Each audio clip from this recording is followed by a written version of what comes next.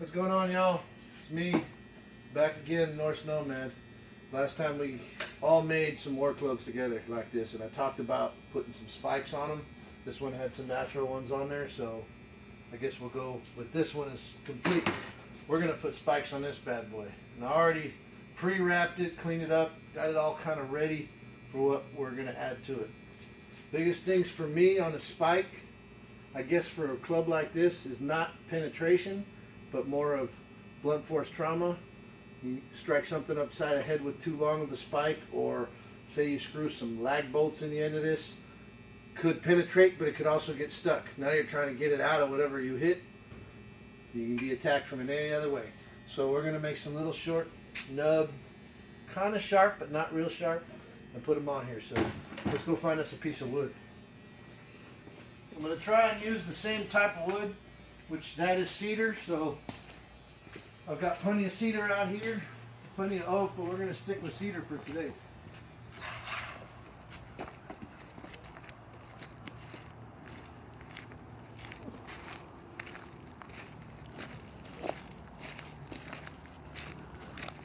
These are the two closest ones, and it's a little bit muddy outside, so I don't want to go digging around in the mud.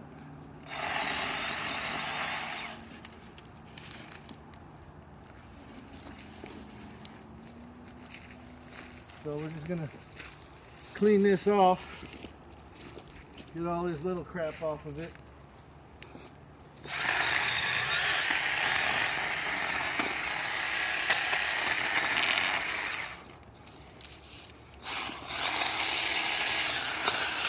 I know I'm cheating because I got the Milwaukee, and if you don't have no power, how are you gonna do this?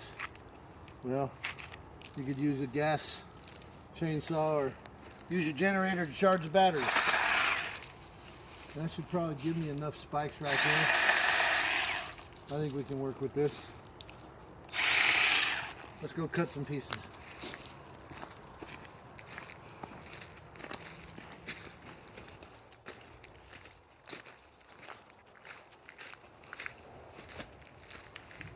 And try and remember that you're going to have to drill some holes in that club.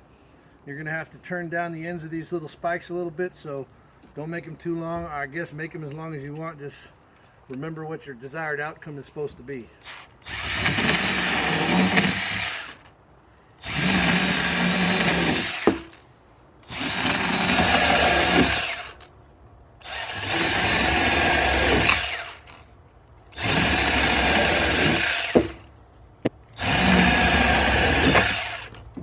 I think that was 6.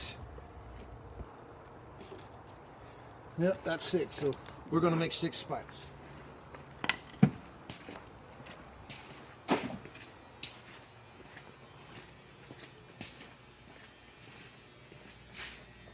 Alright.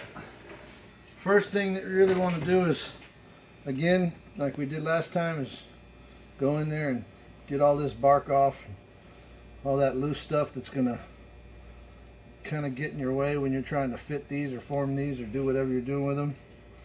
That loose bark is not strong, so I'm gonna peel all this off, get rid of all that junk. This is wet, it's kind of a fresh tree, so make it nice and easy to get this bark off. The older it gets and the longer it sits outside and dries, sometimes it gets real tough to take it off.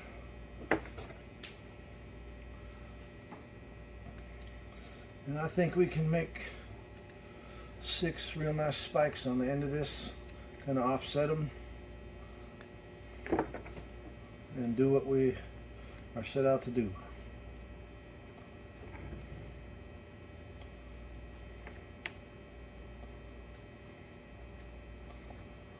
Question was asked on the last video about the leather. If I soak it in water and let it dry up, will it dry and get tighter on the handle?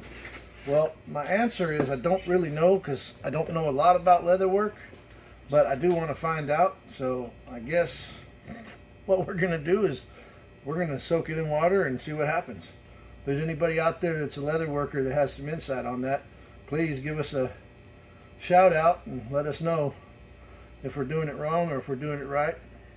And I figure after it's dry and if it does tighten up, we'll probably throw some clear coat on there or some sort of conditioner to seal that leather off, I guess you could call it. So again, it's going to be trial and error. So I'm excited to find out what's going to do. So first thing about putting these spikes in here, they're all kind of different sizes, and I'm going to be using a 1/2 inch brad point drill to just drill some, I don't know, maybe 3/4 of an inch depth holes. And we're going to go to the belt sander and turn down one of these ends to where it's going to fit in that hole, and we're going to make ourselves some of that makeshift tree sap epoxy type stuff, and then we'll sharpen the edges of these and make them kind of crude, kind of cavemanish. They don't have to be perfect. Again, this is for blunt force trauma, not for trying to penetrate something. Let's go over to the belt sander. See what we got.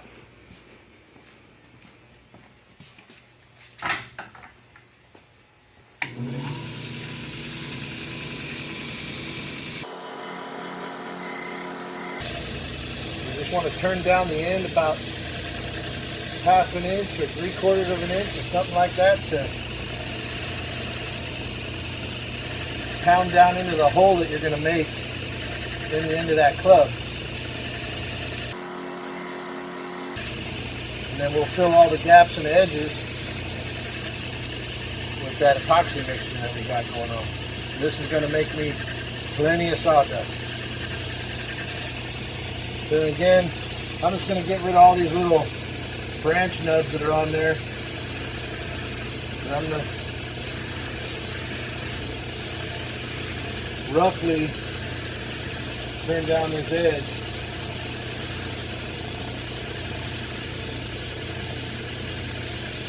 And again, I'm not making it very sharp. You can make it real symmetrical and real smooth and real clean looking. Be like something that you see on the internet that you can sell, and I'm not opposed to that either. When we get done with this club, I'm going to do some carving on it and kind of smooth in these spikes to the end of that war club right there, and I'll show you guys that process, at least my process. I'm not saying my way is the best way, but it's the way I know how to do it, so I'll show you guys that. I'll share that with you.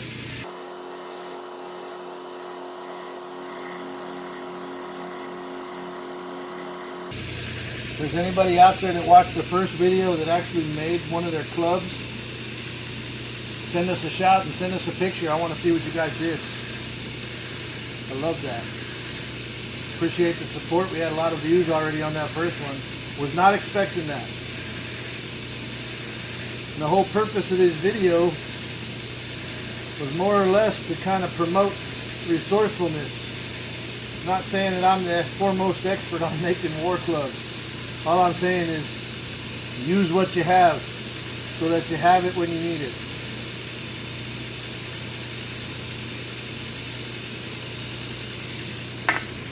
I'm going to have a whole bunch of different sized spikes and striking surfaces, but that'll work for me.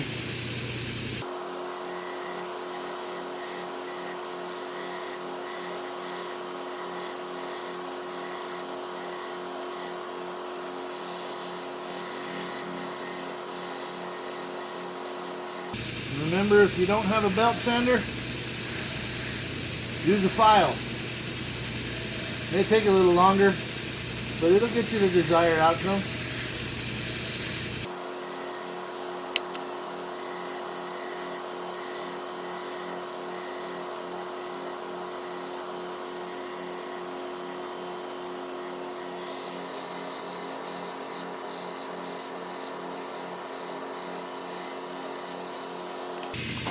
Couple more.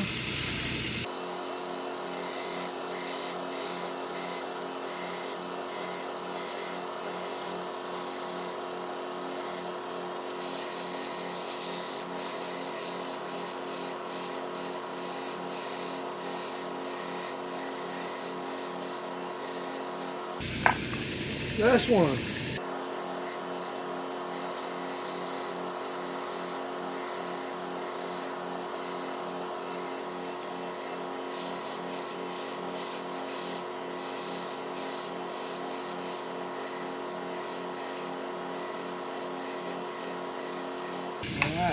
We got our spikes. Might have to come back here and adjust the size of these little ends, but we'll find out.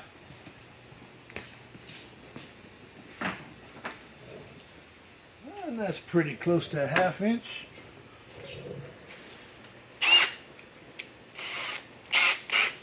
So I guess you just have to figure out strategically where you want these spikes to be, right?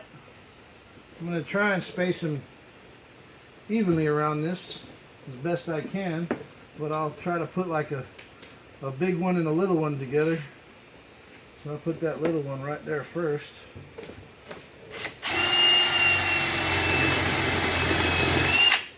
Oh, that one's burning. Let's change the bed. I think I've overused this for spikes.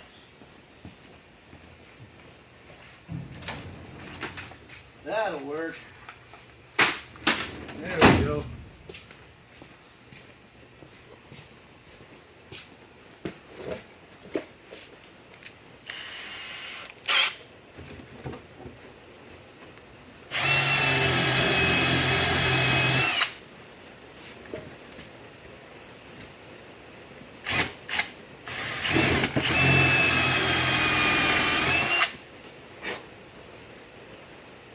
A little bit deeper.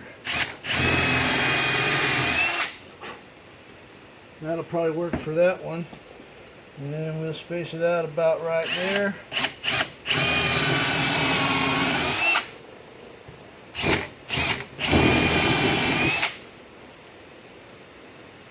That'll work. And I guess we're just going to have to eyeball this.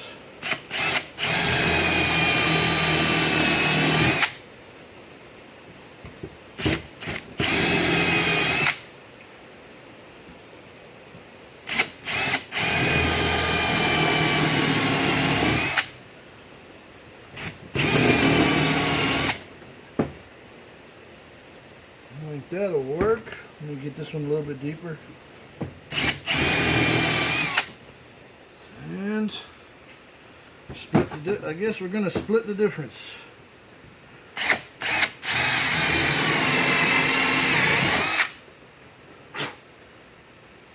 And right there.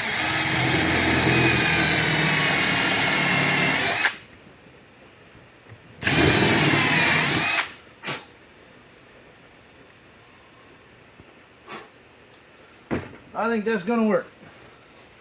And no one's grading us. Or at least I hope no one's grading us.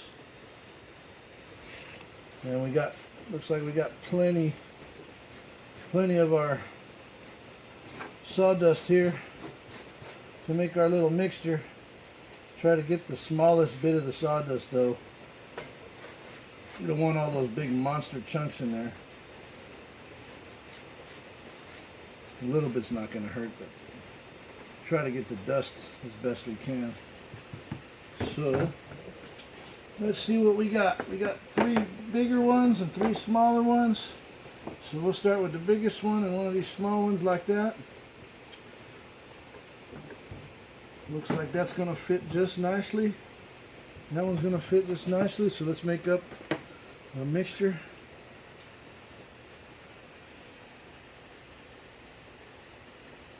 And we'll probably have to make 2 batches.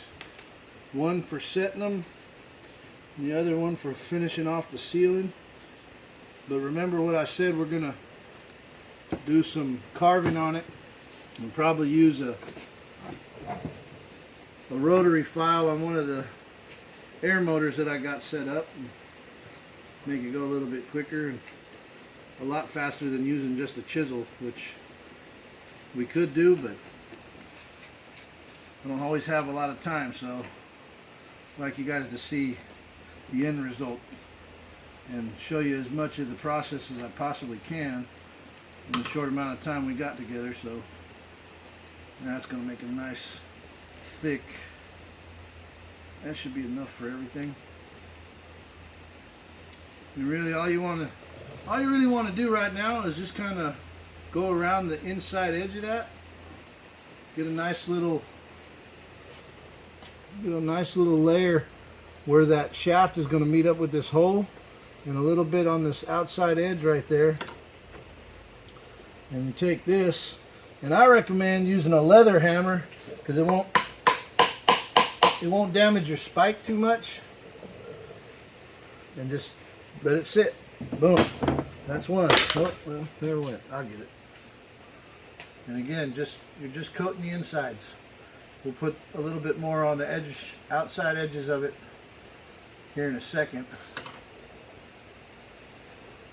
Do a little turn, get that to lock in. Let me get this hammer that I just dropped.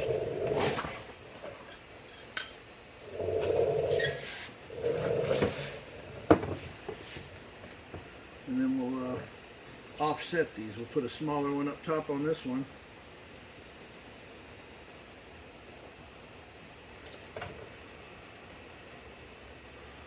Really, I'll probably coat this a little bit and get this to go down in the... That was my son that just came in. World's greatest guitarist right there, folks. And again, use that hammer to pound it in without damaging that piece of wood. Leather kind of works good on all this material for pounding it and making it kind of go where you want to.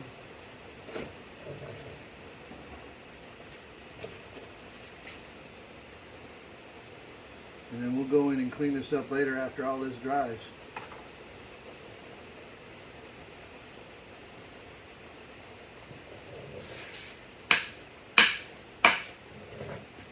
Two more, folks. That one a little bit loose, but that epoxy will keep it in. That's going to work just fine.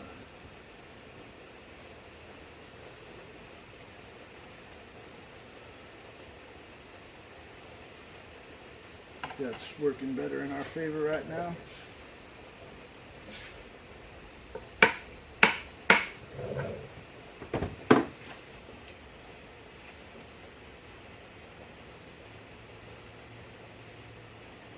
And what I'm going to do with the rest of this epoxy is I'm going to fill up the spaces underneath the spikes.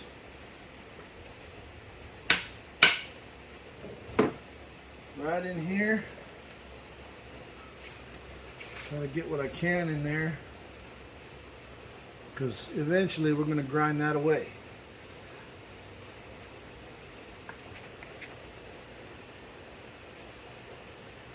And don't be afraid to make yourself another batch,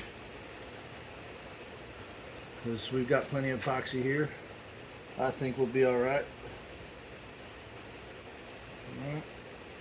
And then just pretty nasty stuff, but I'll just kind of stick my finger in there because I don't care about getting dirty too much. And again, we're going to grind a lot of this away with the rotary file when we get it going.